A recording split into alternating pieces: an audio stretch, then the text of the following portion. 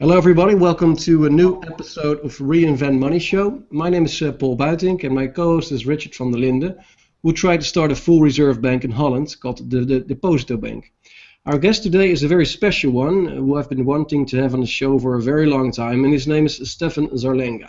Stefan is a monetary historian and a director of the American Monetary Institute. He wrote a book, The Lost Science of Money, which I have here. It's a must-read for every monetary student. And we're going to talk about the book today, but also about a lot more. Mr. Zarlenga, or Stefan, great to have you on the show today. Thank you. It's great to be here, Paul and Alan. So, your book, I read it again on holidays, actually, in January when I was in Vietnam. And what was your inspiration to write this piece? Well, the inspiration for this type of thing is always private, frankly, and but it was a good, powerful inspiration, and it got me to do it.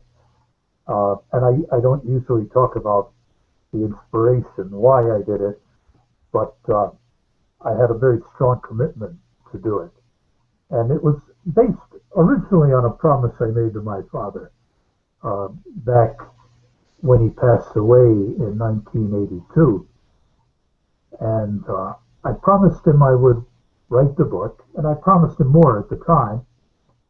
And we're working on the second half of that promise now. The book is done. It took 12 years.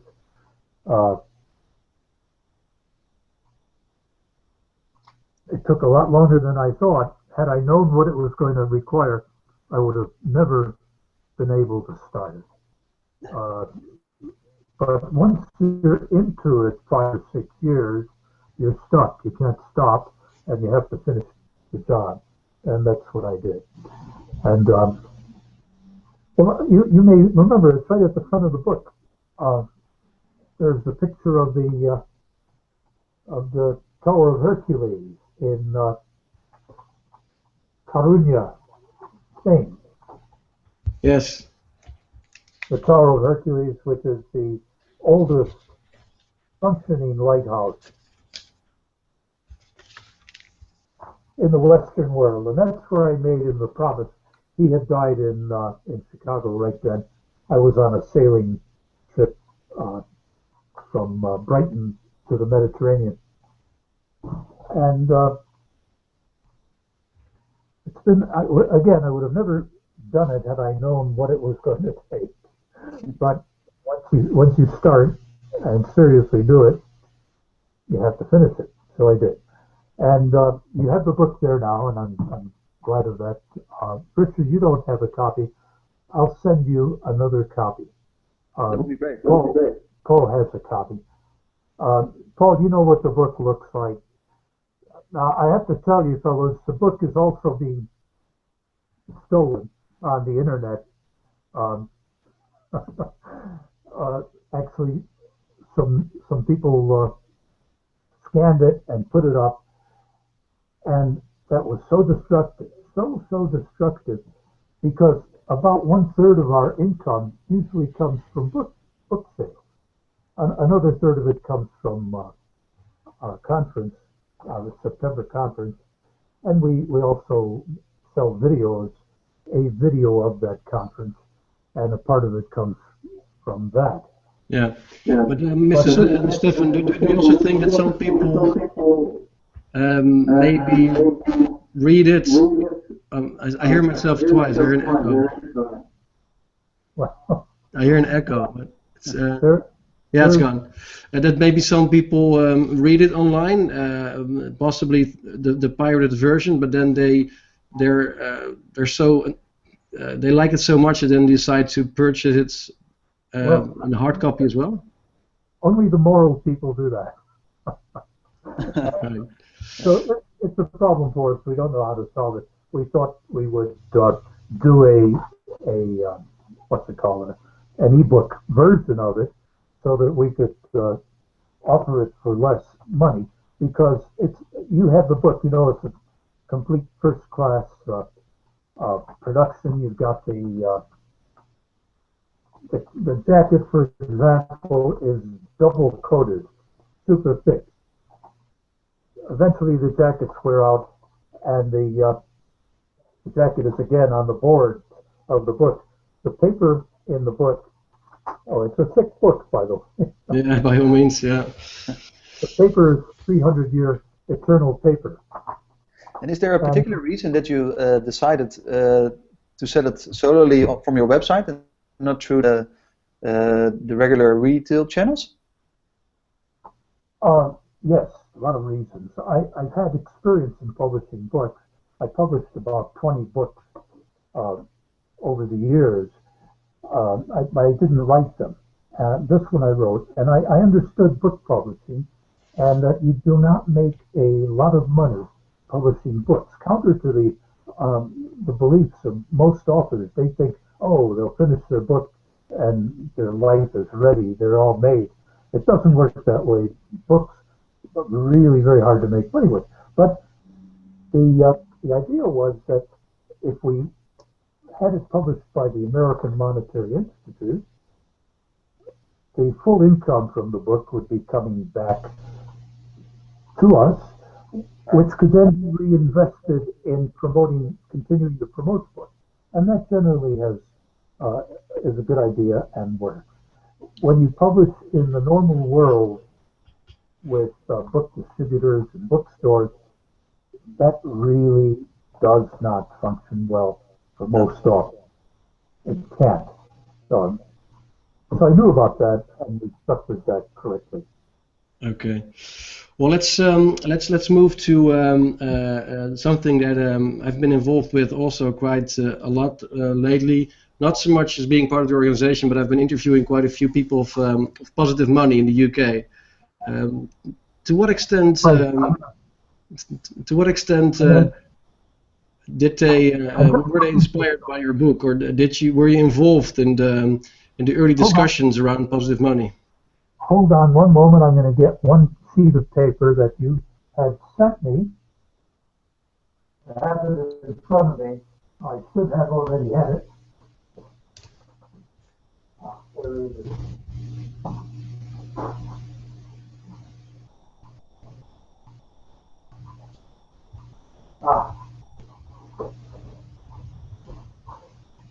I'm back.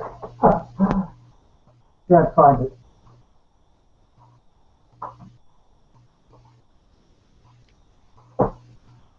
So you asked about Positive Money? Yeah, were you one of their architects, or because their proposals they resemble very much your book, and your book, of course, was released more than 10 years ago, and they have been around for a few years. So, can you tell me a bit more about your connection? We were the very first ones, and we put out the book, and then began to work on the actual reform. The Institute, American Monetary Institute, the purpose is the independent study of monetary history, theory, and reform. Now, in order to understand the subject, first you have to do the history part. Without that, you're adrift. You have no idea what has happened in the past. So we've done that, and that is in the book. And the theory comes out in that same discussion, and then comes the reform part. So what the book does, I will answer your question. It has 23, the first 23 chapters are the case studies. What are the facts? What's the past of money? And then chapter 24 takes that knowledge and says very simply, all right, with those case studies and what we learned about the nature of money, and that is the main question. What is the nature of money? That's the key question that the economists have done such a terrible job on. That's the key question to know about the next stage, which is reform. You have to have a concept and understanding of the nature of money before you can figure out how to reform it. It's that simple. What are you trying to reform? In order to do that, you've got to know what it is. And we're now at that stage, the monetary reform stage. And so chapter 24 of the book says, all right, here's what we've learned. How do we apply that to the present situation? And we do that, and out of that exercise, out of chapter 24, came what we call the American Monetary Act, which then became the basis for Congressman Dennis Kucinich's, what he calls the NEED Act, N-E-E-D, which is short for National Emergency Employment Defense Act. Congressman Kucinich, one of the great heroes of the United States, and he introduced this NEED Act into the 112th Congress in 2011, which has made history. It's the first time it's been done in the 225-year history of the United States to have actual, correct, true monetary reform introduced into the Congress. Now, this is a very big deal. It is, in order for him to do that, you see, when you have a bill that's a complex bill, and this is relatively complex, it goes, in America, it has to go through what is called legislative council. This is nonpartisan. It's neither Republican or Democratic. And these are experts who look at the proposed legislation. They figure out what else has to change among the existing laws for this new legislation to be operated. That took about 2.5 years. And we focused on that with Congressman Kucinich, and it got done. Got to the point where he could introduce it into the Congress. It is there. It was introduced into the 112th Congress. When a bill does not pass in the Congress, it ends, but it can be reintroduced into any new Congress. It is now ready on the shelf. Any congressman, and that means either a senator or a representative, can take it off the shelf and reintroduce it. Right. And what is the link to the NEED Act and positive money? Say it again. Yeah, sorry, there's this echo. I didn't hear you, Paul.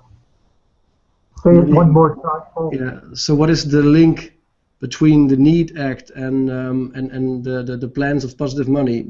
Did they kind of use parts of the content? I'm giving you the background on us. Now, positive money started some years after us, and they're doing a great job of promoting in the UK. And one of the people who worked with us very closely also worked with them very closely, and his name is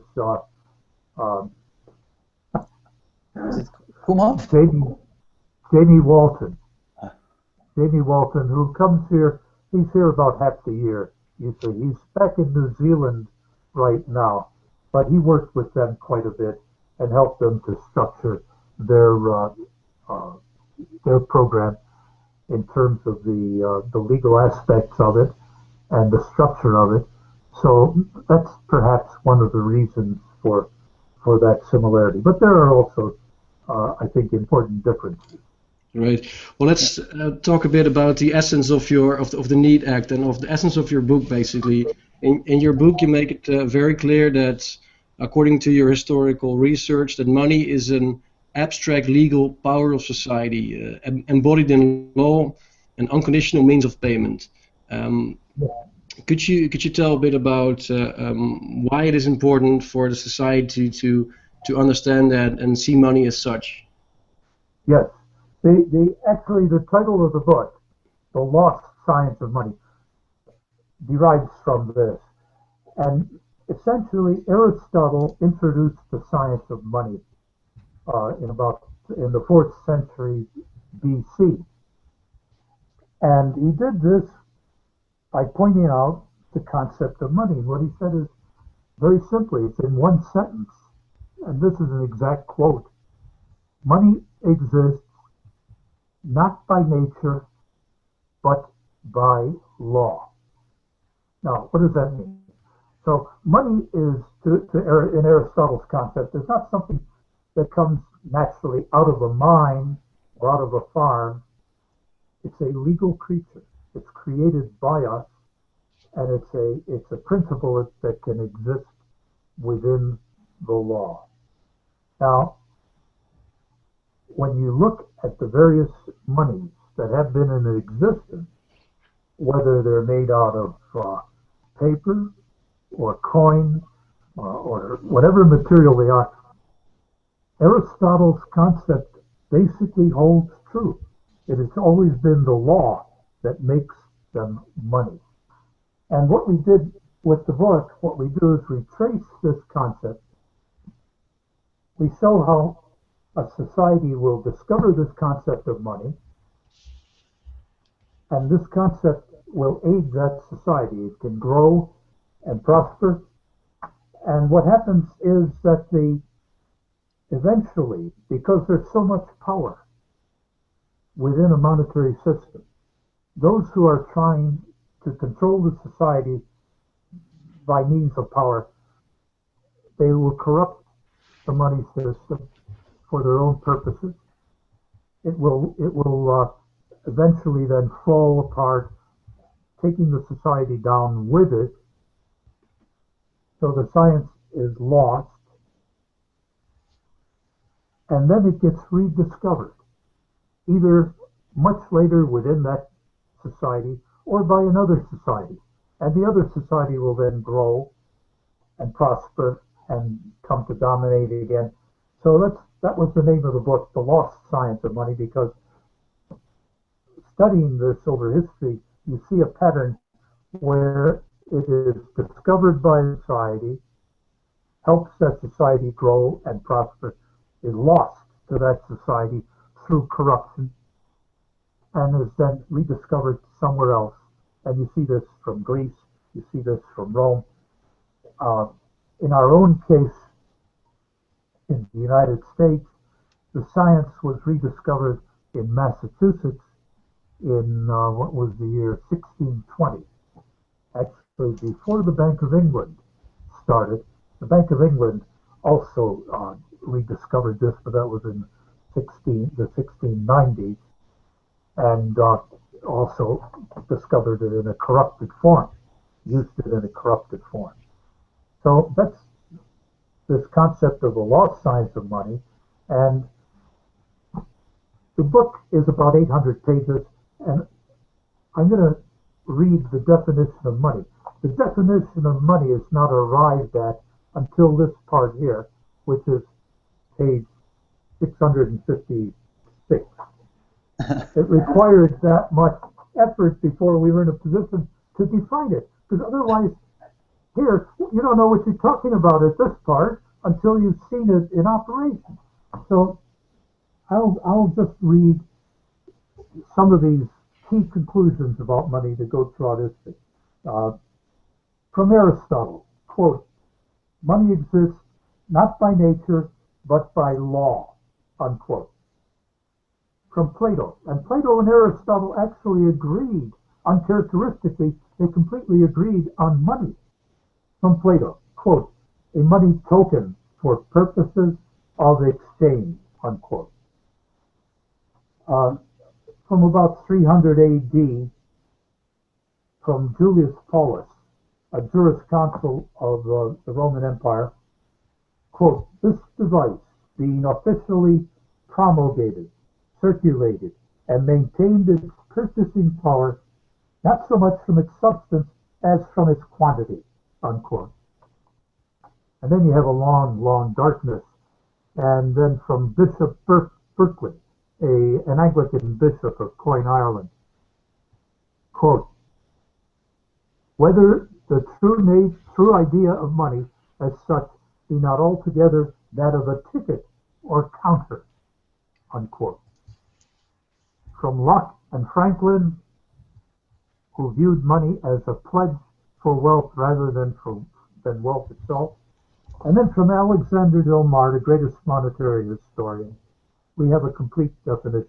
Quote, What is commonly understood as money has always consisted tangibly of a number of pieces of some material, marked by public authority and named or understood in the laws or customs, that its palpable characteristic was its mark of authority, its essential characteristic, the possession of value defined by law, and its function, the legal power to pay debts and taxes, and the mechanical power to facilitate the exchange of objects possessing value. There's only one more from Nat, German fellow, in about 1900.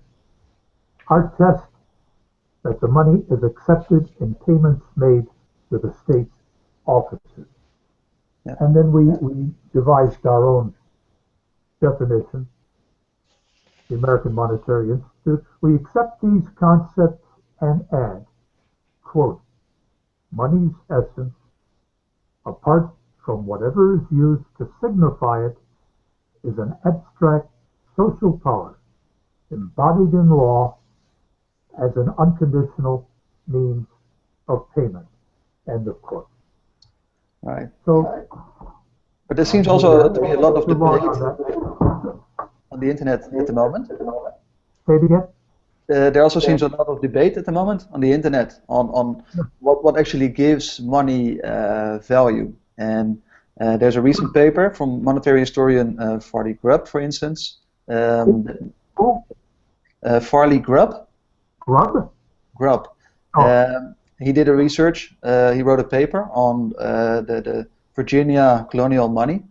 And what he found was that the government actually passed several acts to issue paper notes that all included the so-called final redemption dates, and additionally new taxes that also matched the redemption dates of that notes. So what he basically claims is that it's the taxation that actually gives that money value, because at the time there weren't enough coins from the UK, from the kingdom, and when Virginia actually issued those notes, the only way to get those accepted, to his claim, is that because there also was a taxation involved with it. Would you agree on that? I would not agree with Grubb. I don't even know who he is. That's the first I've heard of him, basically, except in an email Paul mentioned it. But okay. It's been, what can I say? This has long been known that that last statement is not correct. If Grubb says that, it is not the acceptance for taxation that gives money value.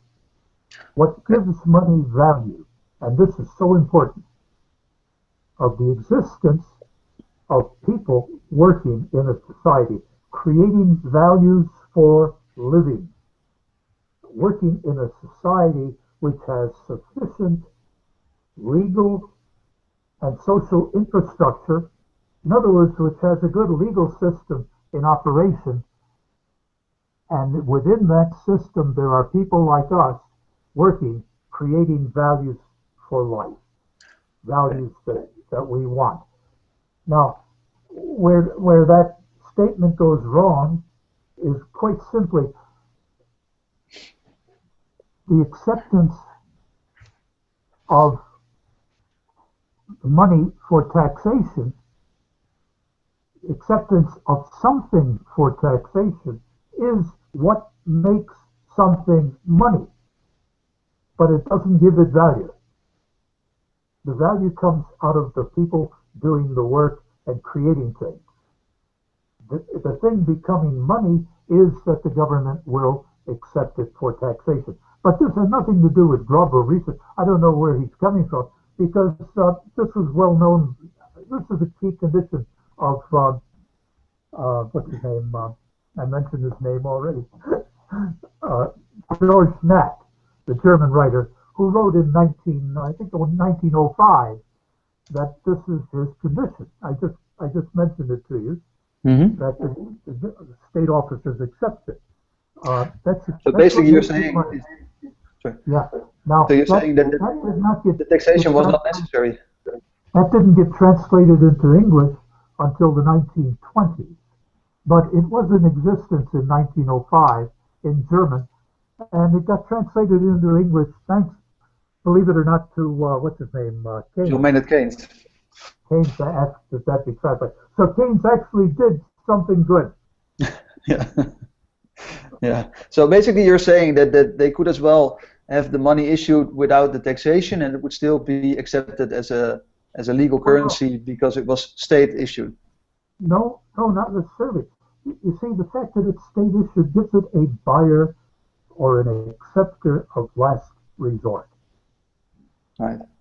Now, what that means is that it makes it much easier for people to exchange it with one another because they know that they can always use it as a last resort to pay those taxes. Yeah. So having an acceptor of last resort is an important thing on money. Yeah, but not necessary. Well, in some conditions it might be necessary, but I wouldn't consider that the whole picture. And if I were looking at that as the main reason, I would not look to Grub, who I don't know what he knows about this at all. I would look to KNAPP, K-N-A-P-P. Right. Really a good, solid theorist, and not especially Grub or the MMT people or the University of Missouri Kansas City people. They should look more to KNAPP. If they did that, they would not be making some of the errors that they're making of defining money as debt. Because Right. KNAPP's book has various definitions of money. There's a problem with KNAPP's book in that his terminology, he basically created it for what he was doing, and it's very, very complex. But he discusses credit used as money. Mm-hmm. He discusses precious metals used as money. He discusses paper used as money. In other words, he'll discuss 30 or 40 different types of money. And is it really useful to use so many? It's useful in the ideas or in the theorizing and figuring out what money is. It's a valuable work from that. It would be useful to the MMT people.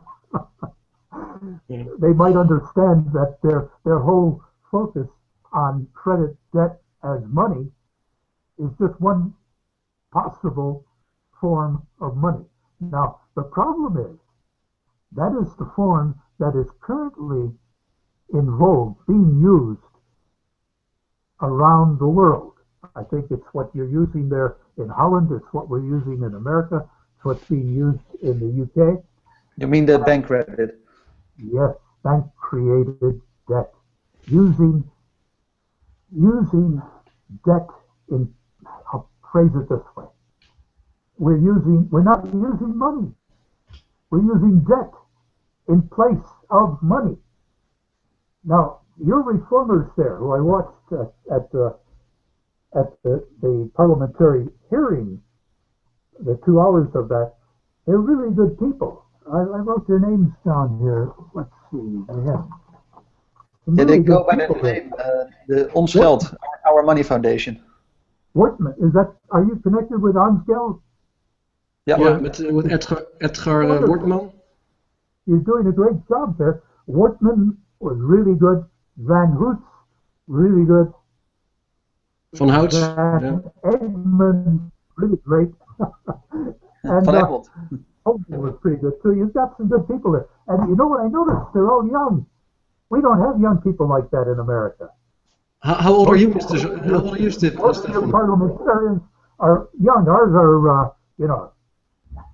Yeah. Stefan, can I ask you how old you are?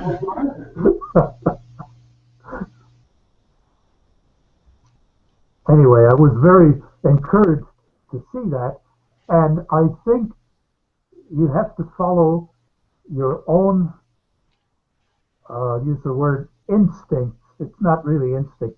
You have to follow your own thinking in going for reform and not worry so much about others, because your people have the right judgment, and you know your own country better than anyone else, and what you have to overcome. There seems to be a lot of support for a state-issued currency, like the people you just mentioned. They plead for in the government hearing. But the biggest issues is that we are in the euro, in the monetary union, and so that gives us not all the freedom that you would need to actually get to this sovereign currency. So given that it is something that you cannot that cannot be undone very soon, how would you advise Dutch policymakers to go about it to create policy up to the point where you actually can exit this monetary union? Is there something that can be done in between, like the coming 10 years?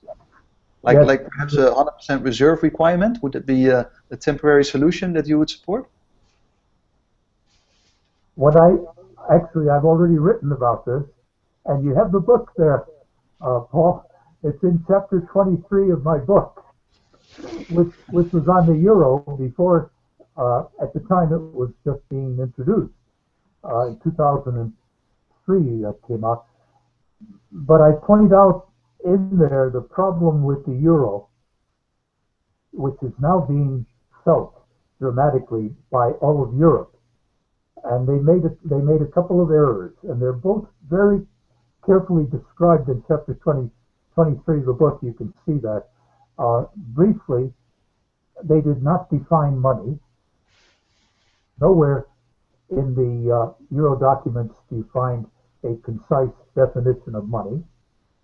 And having not done that, they did not properly define how they would increase the money supply within the euro zone.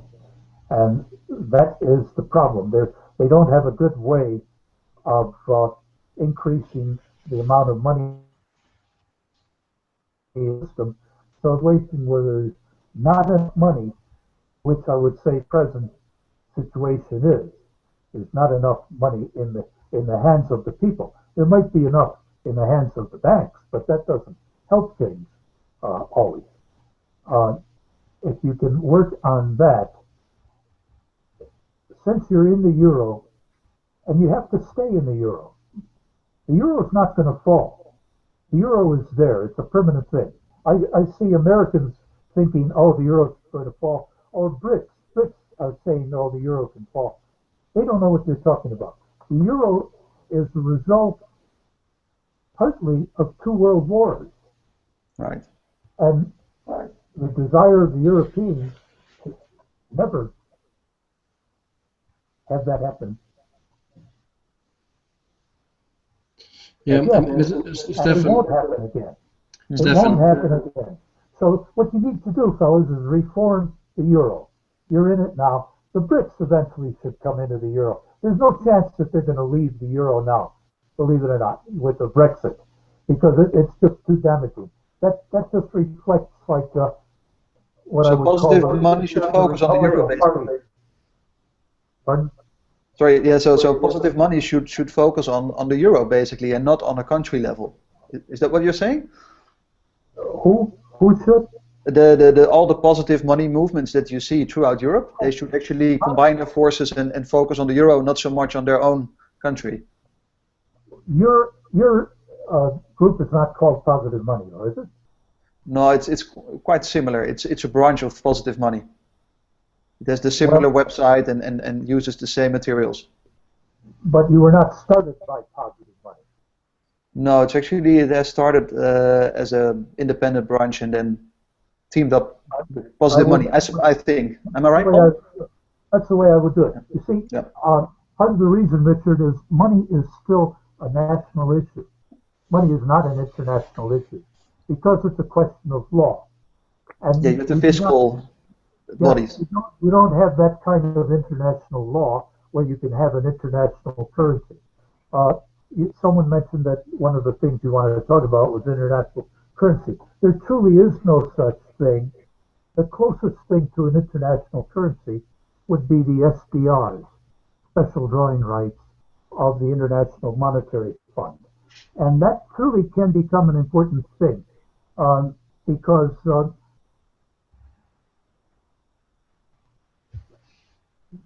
Yes, the International Monetary Fund, you may not know, it's a part of the United Nations.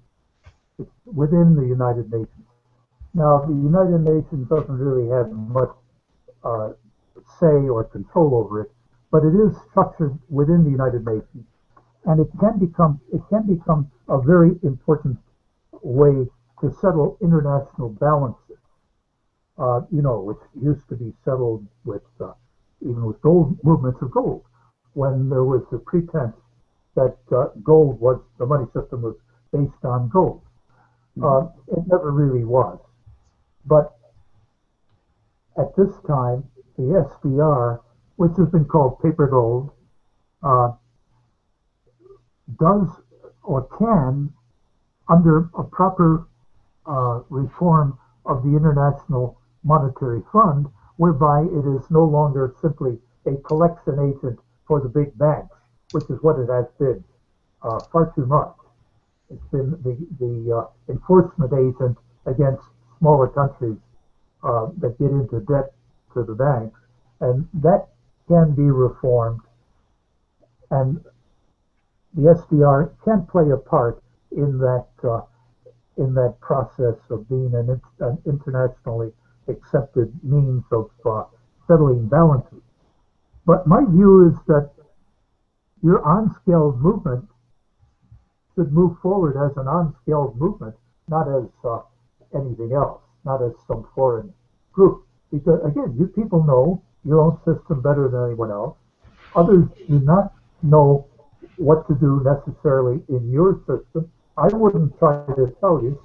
All I'm telling you is that when I see those Wortman and Van Hoots and Van Egmond speaking, I'm thinking these guys are good. Follow them, help them, empower them. Not anything external. And there's another problem with an external. What happens if they make an error? What happens if their reform, if they don't stick to the reform that they've published? Mm-hmm. Yeah. And do you think that the sorry, Paul, go ahead.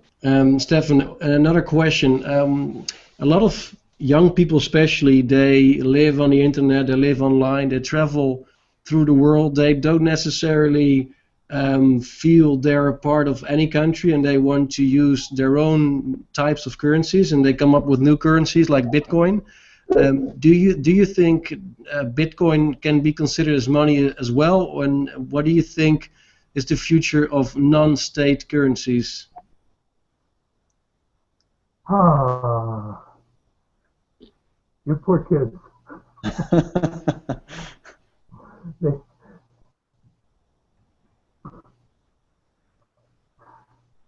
This question is not that, the question of currency, having a good money system is not that complicated.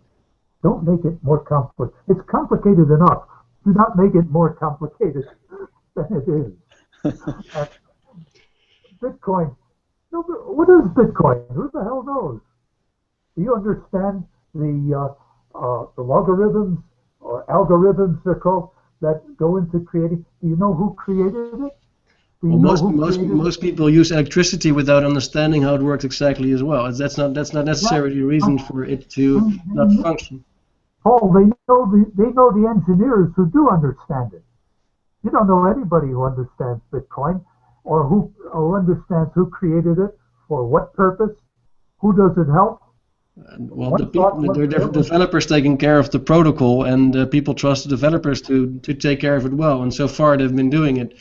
But I think it's more the point, like, it doesn't have to be Bitcoin per se, but more the philosophical understanding of whether it would be what's the state, and can people form their virtual states and create their own currencies within their virtual communities without having to be bound to geographical borders, for example. Quick answer: no. Okay. Sorry. And Bitcoin may have been started by the NSA, National Security Agency of the United States. If that's the case, go to our Google list page and search for there's an article on there about Bitcoin from a couple of years ago. it probably was started by the National Security Agency of the United States. And if that's the case, I think maybe this was potentially started when budgets were being cut dramatically. And that would mean that not only the public's budgets that would be cut, but probably the what are called black budgets were also cut. You know what a black budget is? Those are the secret. Yeah, we don't have those in Europe. You only have those in the U.S. Good. Anyway, if those things were being cut, and these characters, these dark, shady characters, wanted to keep paying their personnel, maybe they gave them bitcoins. We don't know. We really don't. Watch out. Watch out. Be careful. The money solution is not that complex. Don't make it overly complex. But when you find it, as you guys have, from what I've seen, and I haven't seen the details of what OnScale was proposing, but looking at the principles and listening to Van Egmond and Van Roots and Workman, these are good people. Yeah. And go forward. Now, yes, what the NEED Act does, and I'm going to tell you because it's very simple. It solves the problem with 3 actions.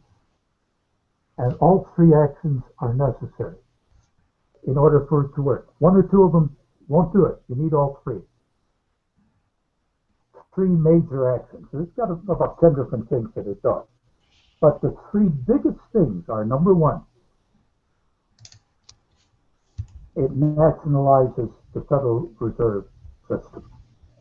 Now, the Federal Reserve System is the agency in Washington, which has no shares, it's just an agency, and the 12 Federal Reserve banks spread around the country, which have shares, and they're owned by the banks within each district.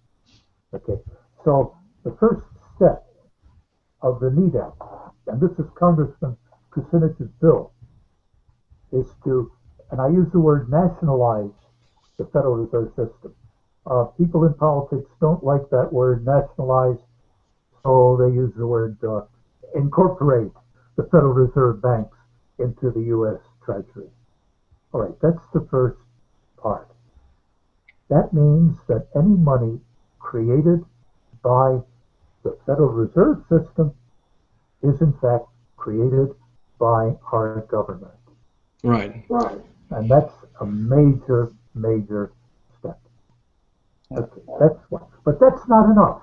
Yeah, and that's similar to what positive money wants. Good.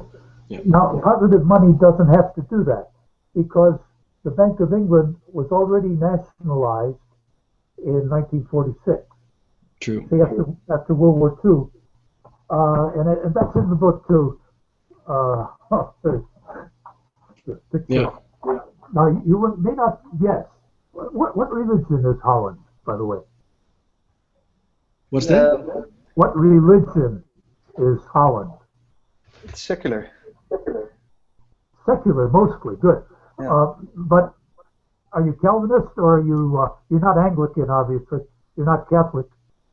No, we're Christian. Protestant. So are the Calvinists and Catholics in theory. All right, this is a picture, Paul, in your book on page 570 of the man who got the Bank of England nationalized after World War II. Right. And it's the Archbishop of Canterbury, believe it or not, the head, basically the Pope of the Anglican Church. And I guess 2 world wars and 1 Great Depression were too much, so he called for the nationalization of the Bank of England, and he had a fantastic phrase, a one-page speech that he gave, and his phrase was, "What should be the servant has become the master." Right.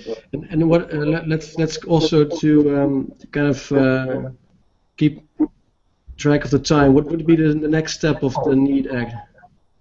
Okay. I'm going too slow. Just do this, then I'll move. Yeah. Okay. Because we have like 10 minutes left. How many minutes? Well, we're almost in. I would like to close around the hour or so. So 10 more minutes. I've got a clock here, and I'll keep that in mind. All right. So first step, we nationalized the bank, the Federal Reserve System. We know that's not enough. How do we know? Because the Brits nationalized their Bank of England in 1946, but they understood that they shouldn't do this. The Archbishop understood, that they shouldn't, but they allowed the banks to continue creating money. They allowed the fractional reserve system to continue in existence. Now, we understand after the war that the government was creating as much as a third or maybe even half, we don't know, I don't know exactly, let's say a third of the money was being created by the government through the nationalized Bank of England. But the rest was being created by the banks when they made loans. Same as now. Well, the banks knew what to do with this power. And so today, in England, banks are creating 97% of all the money. Same as over here. Same as probably in Holland. Yeah. You propose to abolish the fractional reserve banking protocol. That's the second part of the act, because simply nationalizing the central bank doesn't do it. We know that from experience.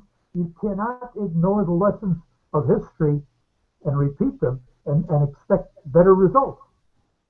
Right. So part two, we end the fractional reserve system decisively, completely. No, like the Chicago plan proposes. We don't let you keep 10% of the ability to create money. We don't let you keep half the ability to create money. Zero. Yeah. It has to be absolute. If you leave them 10%, they're smart enough and powerful enough and have enough money over time to build that up to 97% again. Right. That's similar to the Chicago plan, right? What you propose. That is similar to the Chicago plan, what you propose. Which plan? It is similar to the Chicago plan. Oh, yeah. The Chicago plan does those two things. Right. And that's where we got them from.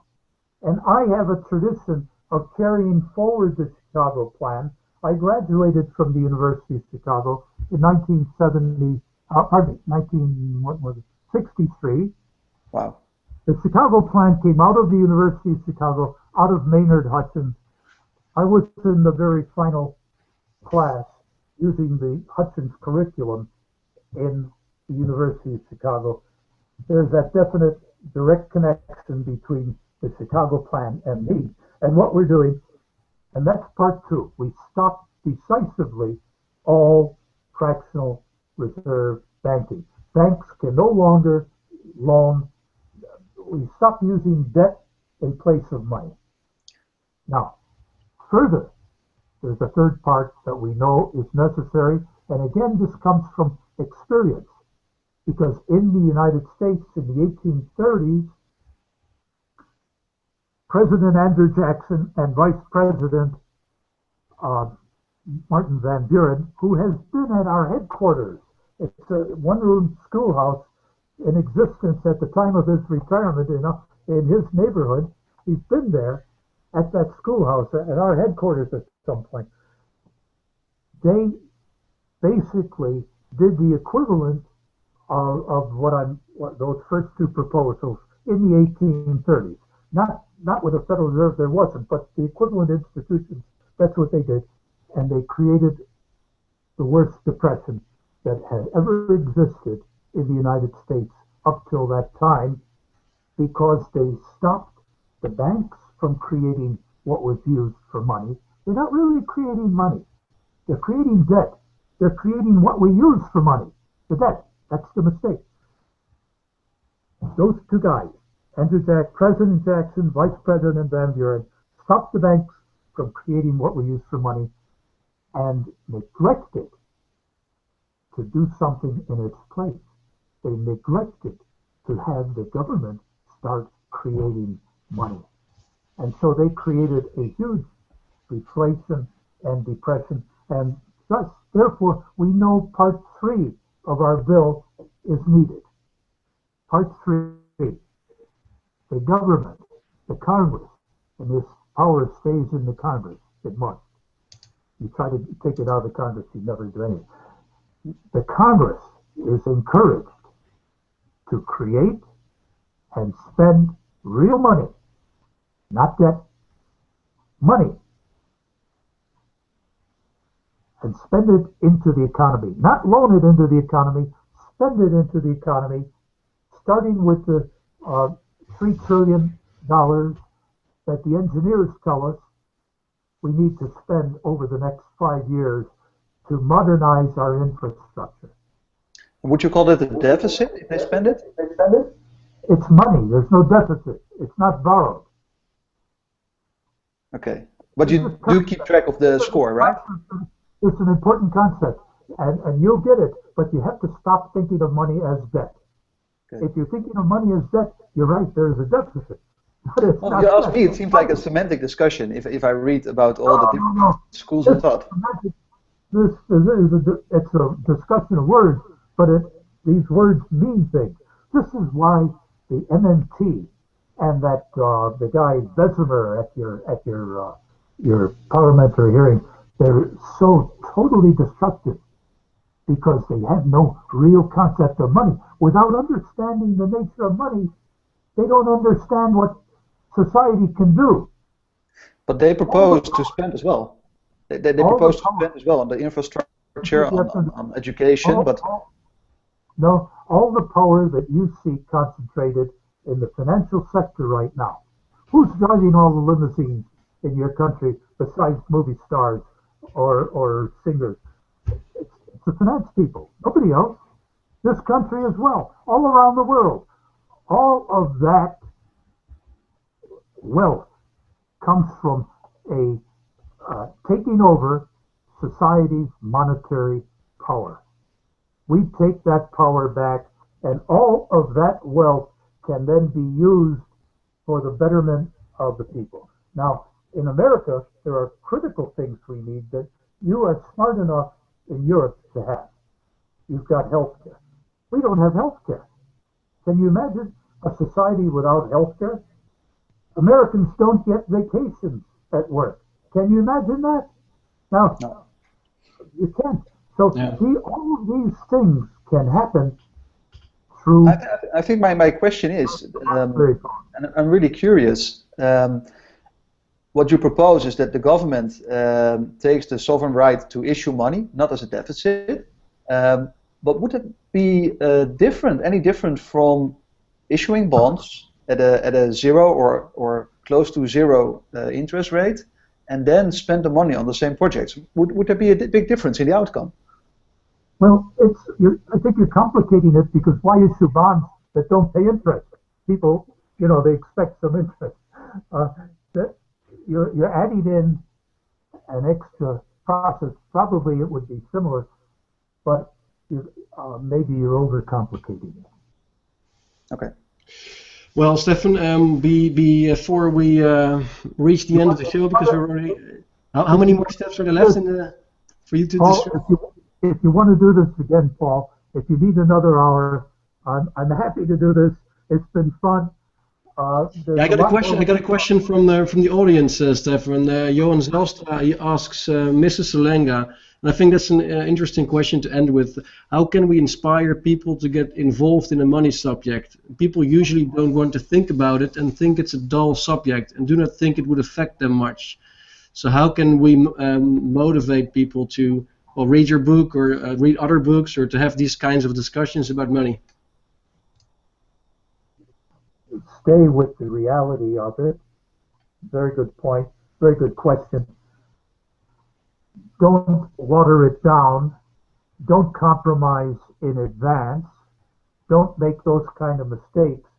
That only turns people off. Stay with the reality of it and the big picture of it, and how important this is.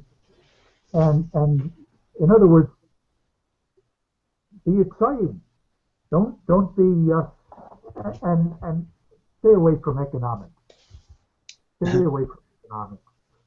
They have been the most overpaid, besides the bankers. I mean, you know, the economists have been terrible. They have not helped society. They have not solved this problem. I'm not an economist. Our best people are not economists. They're engineers. Engineers have to do things that work. They build a bridge. It has to be more than a theory. It has to actually stand up. Right. Yeah, well, I think I agree a lot with what you say, and also the book is a very interesting read, and there's a lot of echo. I have to apologize to our listeners about the echoes and the bad quality of sound. It usually isn't this bad, so apologies for that. But Stefan, thanks so much for being on the show. Where can people order your book or read more about you and your work? Okay. They can go to our website, which is monetary.org, and some of the things they can get there, these are things that are there free. There's a 32-page brochure which explains things beautifully. It's only 32 pages for the people who can't read an 800-page book or can't focus on that. This little thing has been called the best piece on monetary reform ever. There's a 2-page thing by Jamie Walton, the fellow that helped organize Positive Money's program, and it is how the Need Act gives an immediate, seamless, non-disruptive overnight transition from a crisis-prone bank debt system to a stable government money system. It's only 2 pages. Right. And you're also organizing a conference this year. When will that be? Oh, yeah. It's in September 29th, and that is at the homepage, monetary.org. You can see the picture, and you'll see the various speakers. We've got great speakers coming from Europe, particularly Joseph Huber, who you must interview sometime if you haven't yet. Joseph Huber of Germany, he's the top guy, and he wrote this fantastic paper on why the MMT is junk. Real junk, J-U-N-K. I have the paper, and so do I have all your papers, but I have Joseph Huber's paper. Yeah. Right. It's definitely a good read. You can find a refutation of Menger's theory of the origin of money. Menger is the founder of the Austrian school. They are monetarily illiterate, friends. Yeah. There's a piece from the Bank of England which basically agrees with our concept of money. Description of I love to read. For your information, Stephen, I heard that Edgar Wortman might be attending your conference, so that might be something to look forward to. Should I ask him to speak? I definitely think he would be interested in that. Well, I'm sure we can connect you. Yeah. Do please connect us, because I was thinking of that after seeing him. I don't do that too easily because we're very careful, and you've got to understand something. Why is it that 2,000 years after Aristotle figured this out, we still don't have monetary reform? And the reason is that a lot of the people who say they're for monetary reform are really doing something else, and we don't know exactly what, and I'm not going to theorize about that. But so we're very careful. Right. Thank you very much. My impression of Wortman was all positive watching him at that hearing, and I'm glad you fellows were there too. And my advice to you: go forward with what you're doing. Use your own decision-making process. Keep it local, because the monetary power is a local, usually a national problem, and even refining the euro will come out of the nation, and Holland is the logical one to do it. Yeah. Well, we're a small country, so we can have a lot of we can get things done here because we're a small nation. So thanks for your encouraging words. I hear myself twice again. And let's do it again in the future and keep in touch, Stefan. Anytime. Just let me know anytime. Okay. Thank you. Have a good day. Thank you. Bye. Bye. Bye-bye.